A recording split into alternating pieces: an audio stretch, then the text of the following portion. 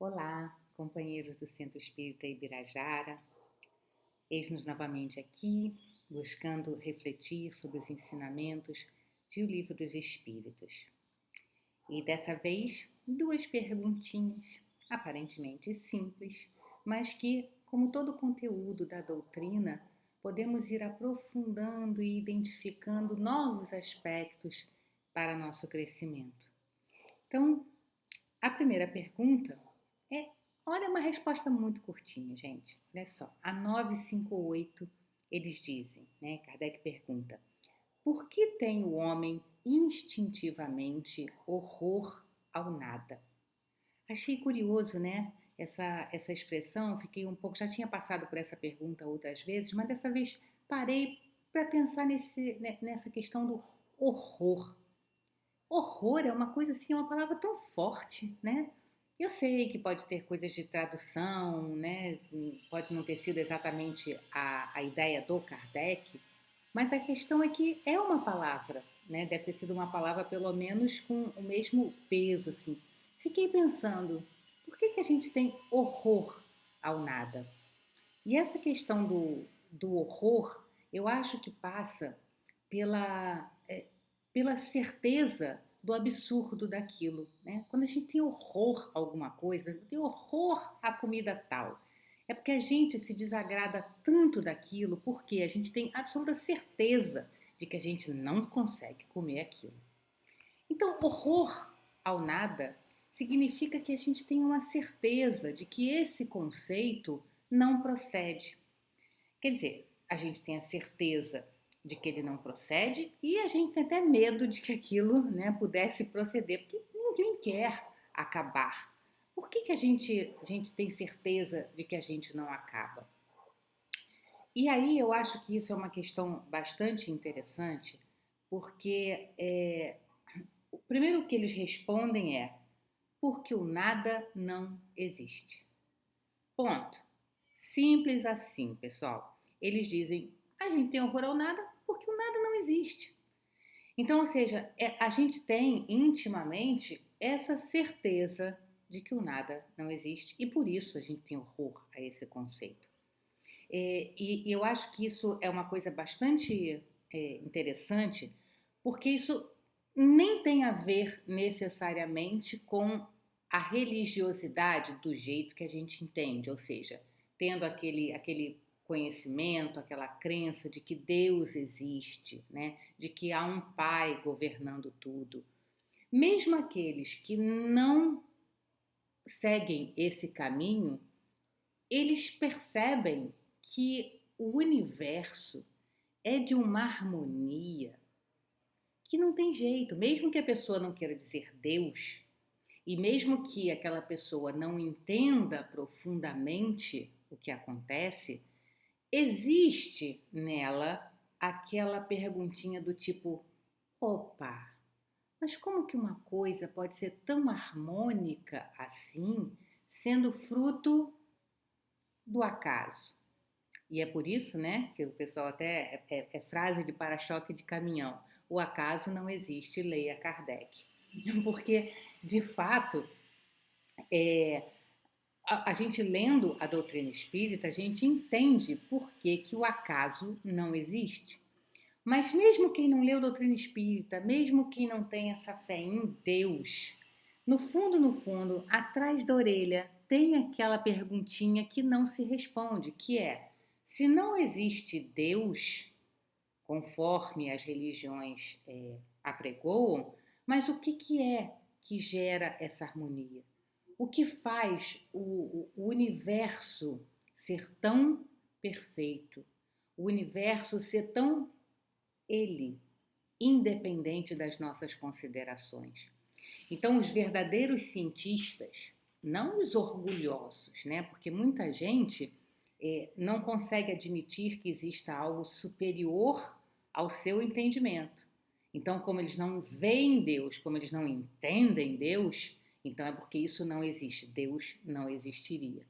Então, eles ficam buscando razões para a biologia, tudo se explica com a biologia, mas essas perguntas chegam a um ponto em que eles param, porque eles não conseguem realmente ir ao início das coisas.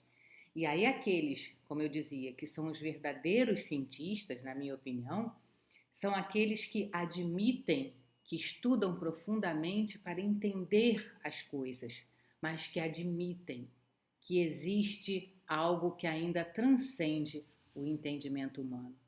E eu acho que isso nem deveria ser um problema, né? Porque quantas coisas a gente sabe hoje que outros humanos, outros cientistas do passado não tinham conseguido ainda descobrir. Mas por quê? Porque faz parte do aprendizado do nosso intelecto, né? Ir aprofundando esses movimentos todos da matéria para que a gente possa ir com o tempo se desenvolvendo. E aí assim a gente fica com a coisa óbvia, né? De que por mais que não entendamos o conceito de Deus ou do Criador do universo, qualquer que seja o nome que se dê, é, existem evidências de que há uma inteligência maior por trás de todo esse processo. E aí, consequentemente, a gente vai, né, fazendo as conjecturas seguintes. Ora, essa inteligência absolutamente superior, faz sentido que ela criasse alguma coisa para nada depois? Ou seja, a gente bota um monte de serzinho aqui no mundo e aí depois, quando esse corpo físico termina o seu prazo de validade, né, da matéria que o constitui, aí, puf, é só acabou, bota outro ali. Não nos parece que seja assim muito infantil que uma inteligência suprema dessa só brincaria de botar e tirar bonequinhos nesse mundo?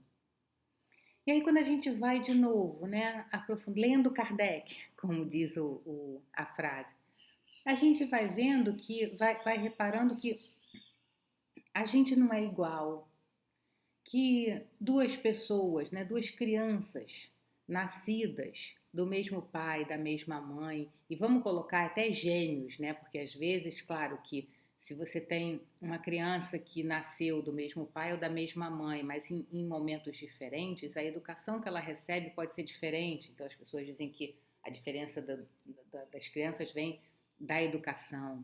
Mas assim, a gente sabe que isso é apelação, né, gente? Porque assim, a gente pega gêmeos, a gente pega criados com os mesmos genes, porque aí também afasta totalmente a ideia de que a genética é a pura e única responsável por toda a nossa forma de ser.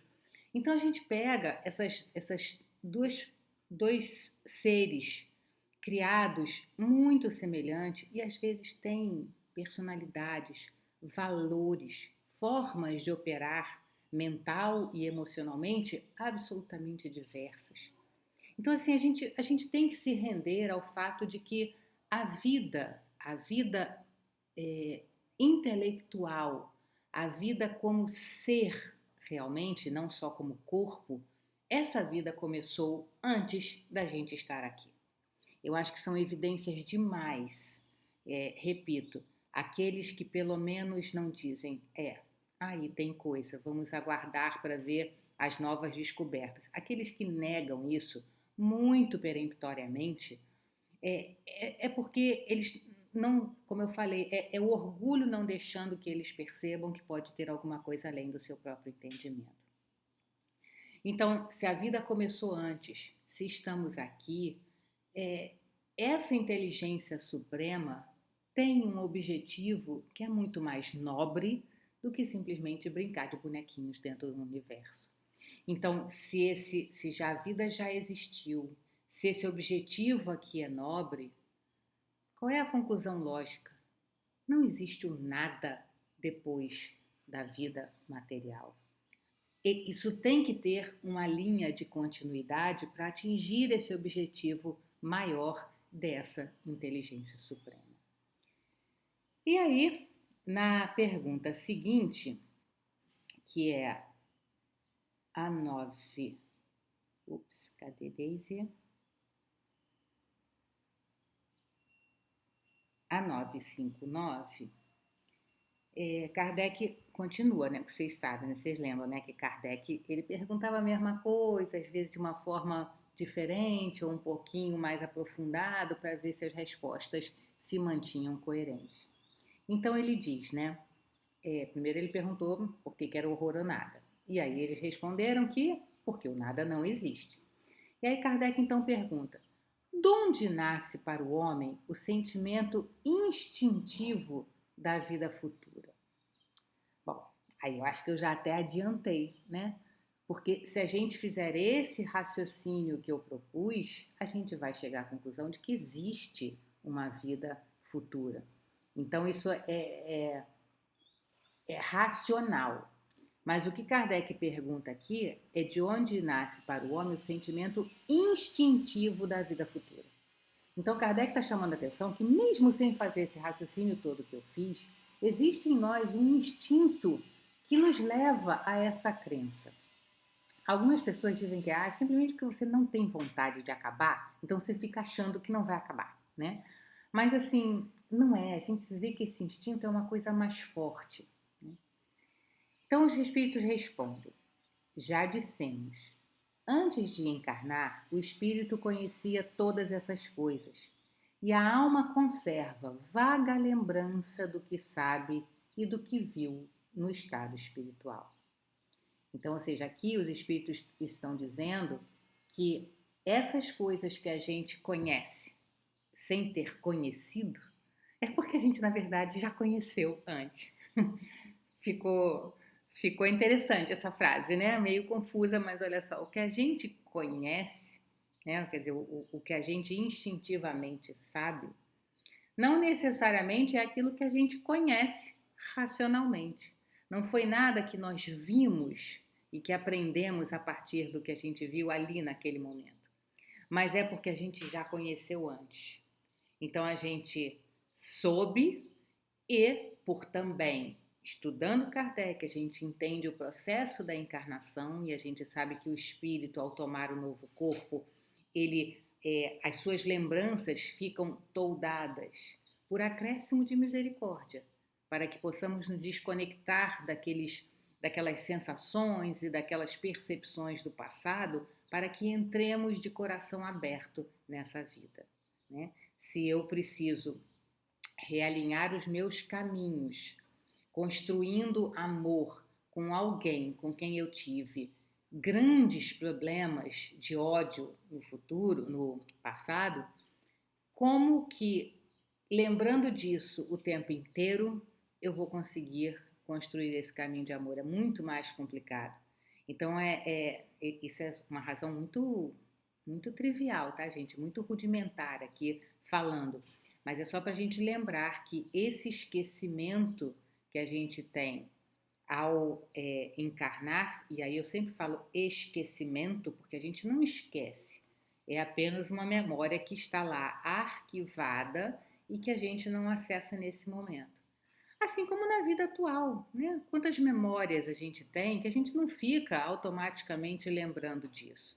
A gente vai lembrar, falando da vida presente, né? A gente lembra de memórias nossas quando alguma coisa aciona aquele fato, aquela lembrança. Mas então, assim como a gente não lembra de tudo, a gente, como espírito, tem a memória de absolutamente tudo que foi vivido. Mas nem tudo fica à mostra aqui nessa encarnação. Então, a gente instintivamente, a gente conhece, porque a gente já viveu a vida antes, a gente sabe da existência do plano espiritual, e aí a gente automaticamente tem esse instinto, a gente sabe que isso acontece. E é aí que, se a gente sabe que a gente viveu, que existe o plano espiritual, a gente já viu que ao desencarnar a gente não termina, então esse sentimento fica ali como esse conhecimento, né? Melhor dizendo, esse conhecimento fica ali como instinto, e é daí que vem o sentimento instintivo da vida futura, segundo os espíritos. E aí eles complementam essa resposta. Dizem lá: em todos os tempos, o homem se preocupou com seu futuro para lá do túmulo, e isso é muito natural. Claro, a gente quer saber o que vai acontecer com a gente, né?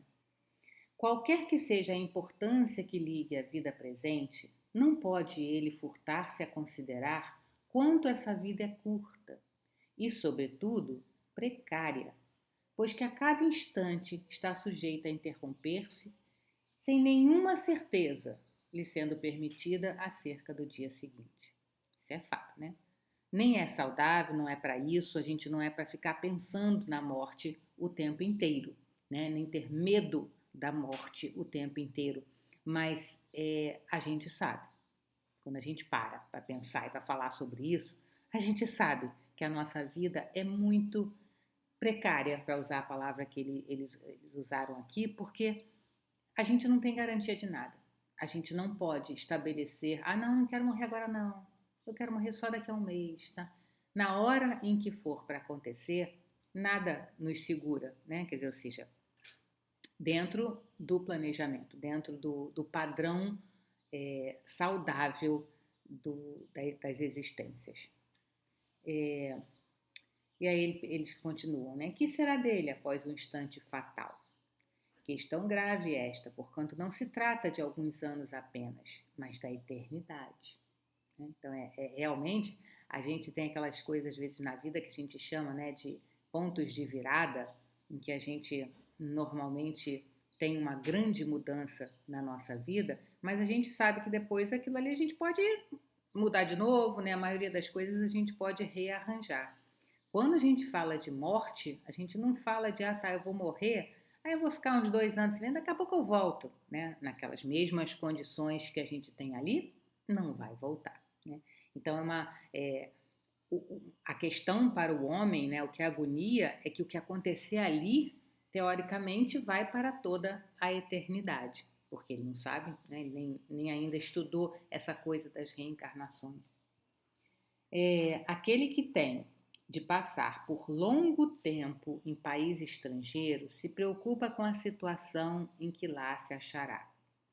Como então não nos havia de preocupar em que nos veremos, deixando este mundo uma vez que é para sempre? Eu vou voltar a essa questão, que eu acho que aqui existe um aprofundamento maior nessa resposta. A ideia do nada tem qualquer coisa que repugne na razão.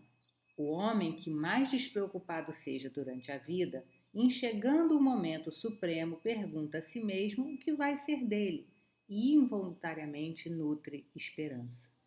Vamos lembrar que esse involuntariamente é porque não vem da razão. Mas quando a gente se encontra naquela situação em que a gente está aflito, o que a gente ouve é de fato o nosso coração, os sentimentos que a gente tem, que são na verdade os reflexos de conhecimentos anteriores. Então, nessa hora, o homem se arma de esperança, não porque ele, agora eu decidi, que eu quero acreditar em alguma coisa, não, mas é porque nessa hora a gente deixa de lado essa imposição do racional, de ter as respostas concretas, e a gente ouve a voz do coração, que é a voz, na verdade, da gente como ser que já viveu e que já tem memórias anteriores, e a gente deixa que esse conhecimento não articulado venha a nós, e aí a gente tem a esperança, porque essa esperança, na verdade, é como se você dizem, né, que a esperança é a certeza do futuro, né? Porque a gente só espera que ele chegue, mas a gente já sabe que ele vai chegar. Então, quando a gente ouve esse sentimento instintivo de que a gente é um ser imortal, de que eu já vivi, que eu conheço o plano espiritual, automaticamente eu sei que eu tenho só que esperar que aquilo venha a mim. Crer em Deus sem admitir a vida futura seria um contrassenso. Aí, é aquilo que comentamos lá no início. Se a gente acha que Deus, ou qualquer que seja o nome de quem rege o universo, a gente admitir que depois dessa vida viria o nada, não faz sentido, porque essa inteligência não seria assim tão inteligente, né? Se estivesse só brincando de bonequinho no universo. O sentimento de uma existência melhor reside no foro íntimo de todos os homens, e não é possível que Deus aí o tenha colocado em vão. A vida futura implica a conservação da nossa individualidade após a morte. Aqui eles tocam num outro ponto, né? Eles já complementam, apesar de Kardec não ter perguntado aqui especificamente, eles já mostram que não só não existe o nada, a gente continua, como não é também aquela ideia de que todos os seres, ao morrerem, voltam. Não é que eles acabem, mas é como se todo mundo voltasse para um grande sopão, né? Existem correntes filosóficas que acreditam que toda a nossa, aí não pode nem chamar de espírito, né? Mas toda a nossa energia, tudo aquilo que nós somos além da matéria, aquilo se une e forma um todo, do qual depois também é tirada uma partezinha para formar um novo ser. O grande problema dessa linha de pensamento é que como é que então nasce, como é que a gente decide o que vai nascer, né? Essa parte, esse sopão seria tudo igual, mistura ali, vira um sopão, tira de novo. Então, assim, de onde viriam as diferenças que a gente percebe nos seres aqui já, nesta vida mesmo? Como que essa parte que puxou para ser eu é diferente da parte que puxou para ser você, se todo mundo voltou a um grande todo? Então a gente percebe que o que a gente é muito particular, é muito individual. Então o que eles chamam a atenção é que a gente mantém essa individualidade. Não só o nada não existe, como a gente continua sendo a gente. E aí é sempre um chamamento interessante para aqueles que ainda acham, né, que quando a gente se livrar da matéria, a gente passa a ser bonzinho. Não, a gente vai continuar sendo exatamente o que a gente era no momento da nossa morte. Atenção, no momento da nossa morte. Então, até ela chegar, a gente pode trabalhar por ser melhor.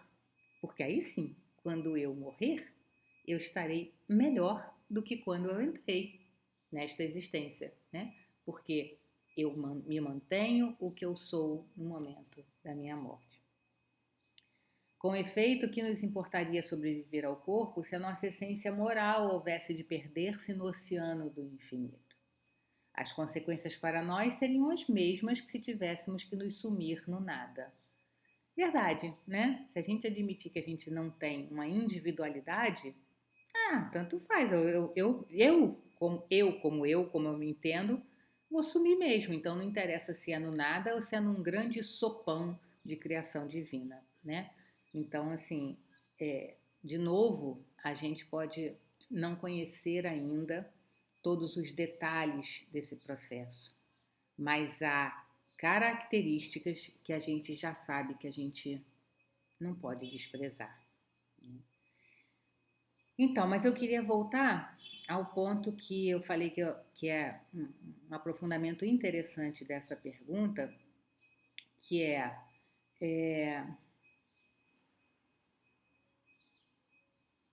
a ideia do nada tem qualquer coisa que repugna a razão. O homem, que mais despreocupado seja durante a vida, enxergando o momento supremo, pergunta a si mesmo o que vai ser dele e involuntariamente nutre esperança. E aí eles dizem, né? Aquele que tem de passar por longo tempo em país estrangeiro se preocupa com a situação em que lá se achará. Então, ou seja, quando a gente viaja, a gente se preocupa em levar as coisas que nos serão úteis lá naquele país, ou nas condições que a gente vai encontrar lá, que a gente espera encontrar. Então, se eu vou viajar para um país que é um país caracteristicamente frio, eu tenho que botar na mala o meu biquíni, o meu shortinho que eu uso aqui no Brasil? Não. Eu vou ter que me preocupar em levar agasalhos e mais. Se eu estou numa condição em que eu não preciso disso, mas eu sei que eu vou viajar para esse lugar de inverno, eu tenho que adquirir essas coisas, não tem? Não adianta eu brincar do tipo assim, não, mas quando eu chegar lá eu me viro, né? A gente sabe que isso não é uma coisa muito inteligente. Então, quando a gente se preocupa com a vida após a morte, se a gente sabe que não existe um nada, mas que eu vou mudar de plano, eu preciso me interessar em saber o que me faz viver melhor neste momento. E é aí que a gente vai para a Joana. Tem um livrinho dela que chama Seja Feliz Hoje. Existe um capítulo que é Vida Inextinguível, em que ela começa assim: o objetivo essencial da existência humana é a conquista da plenitude. Mediante continuado esforço, o espírito desenvolve as aptidões que se lhe encontram em latência, de modo que se conheça a si mesmo, enriquecendo-se de instrumentos para os enfrentamentos naturais no processo evolutivo. O que Joana chama atenção aqui? Primeiro, o objetivo essencial da existência humana é a conquista da plenitude. Então, com isso a gente já vê que como que a gente se prepara para estar devidamente habilitado a viver essa vida que não é o nada. Então, esta vida, ela será vivida de acordo com, como é que eu já falei? O momento que a gente tiver que não morrer. Então, o que a gente tem que se focar é, eu tenho que estar sempre melhorando o momento seguinte, porque eu não sei se o momento seguinte será o da minha morte. Então, é importante que eu tenha sempre aquele trabalho e aquele planejamento de que o meu momento seguinte eu esteja melhor do que esse momento agora. Isso é um alerta muito importante.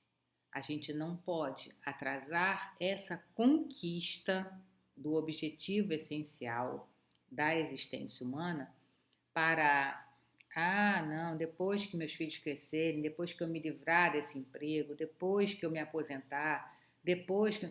Não existe o depois, em termos de planejamento. Eu sempre brinco, né, que eu acho que é o espírita burrinho, aquele que deixa, sabe que precisa começar as coisas e deixa tudo para a próxima encarnação, porque agora não dá mais tempo, agora só na próxima encarnação. Não é assim. Sabe aquele ditado, né, o dito popular, enquanto a vida há esperança? É isso. No sentido de, enquanto estamos na vida material, é extremamente relevante que a gente utilize esse momento para a construção do momento seguinte. Qualquer pequeno incremento nessa nossa posição é significativo nas nossas condições futuras. E como que a gente sabe disso? Como se a gente sabe que a gente está dando esse incremento? Porque essa plenitude que Joana menciona, ela pode acontecer agora. Não é assim, eu estou juntando coisa, eu estou sofrendo aqui, eu estou totalmente desagradado, mas eu estou melhorando, eu estou juntando coisa para o futuro. A questão é, quando a gente de fato está fazendo conquistas, a gente sente no momento que a gente está crescendo. Se a gente não está tendo esse sentimento, tem que parar e fazer esse processo de autoconhecimento, de entender por que eu não estou percebendo a grandeza da vida. Isso é diferente de não ter dores, de não ter desafios, porque aqui é o que ela diz. Esses instrumentos, né, de teste para que a gente veja se a gente está desenvolvendo essas características que, como ela diz, estão, essas aptidões que estão em latência, as dores e os desafios, eles são esses testes para a gente comprovar. Mas a nossa sensação, a nossa vivência não pode ser sofrência. A gente tem que entender que dói, que é difícil, que é desafiador, qualquer que seja o que mentalmente a gente imagina, mas tem que existir em nós aquela sensação de que eu estou fazendo a coisa correta, portanto, eu estou em paz. Essa é a tal da plenitude. Um pouquinho mais para frente, ela vai dizer que o conhecimento do sentido de viver favorece o homem com a lucidez para superar as tendências primárias que permanecem em largo período agrilhoando ao passado. Então, essa conquista que a gente tem que fazer, ela vem a partir desse conhecimento do sentido de viver que nos dá lucidez para encarar os desafios da vida como são desafios. Não são punições, não são brincadeirinha dos deuses, né, para nos testar, não são pagamento de dívidas que a gente está fazendo, não é nada disso. Todas essas dores e esses desafios, eles são instrumentos de crescimento. Esse conhecimento do sentido de viver, esse sentido de viver e a gente abraçar isso é que faz com que a gente perceba que eu posso viver todas as coisas sem sofrimento. Não é sem dor e sem desafio, mas é sem sofrimento. É sem que eu coloque ali aquela carga, aquele peso de que eu tenho que aturar isso porque eu fui muito mal em vidas passadas, porque eu fiz o mal e que, portanto, isso não é exatamente essa a abordagem de lei de causa e efeito. Não é o nosso tema, né, nesse momento, mas lembremos de que essa construção e esse adubar dessa nossa plantinha que a gente tem que cuidar bem, que é o sentido da vida. Por que que eu estou aqui? Por que que eu não termino, né? O que que é? Eu sei que o nada não existe. E o que que vai ser de mim daqui para frente? Vai ser o que eu for construindo desde já. O sentido da existência é a gente perceber que a existência tem sentido. Que Jesus então abençoe as nossos propósitos de sermos melhores.